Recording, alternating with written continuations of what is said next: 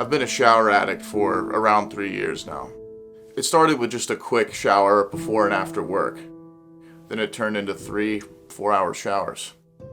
Eventually, the massive water bills and the ever-increasing cost of organic soap started to become a problem. Things really spiraled out of control when I got the RinseKit Cube.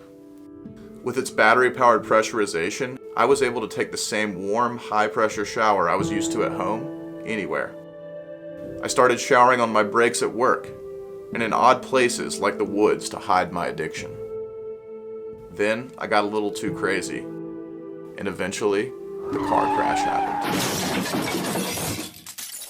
That was a big wake-up call for me.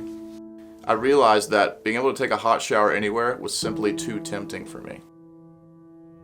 For now, I guess I'll just have to take boring old showers inside. So, are you okay? Yeah, I'm okay. You know, it's just hard sometimes.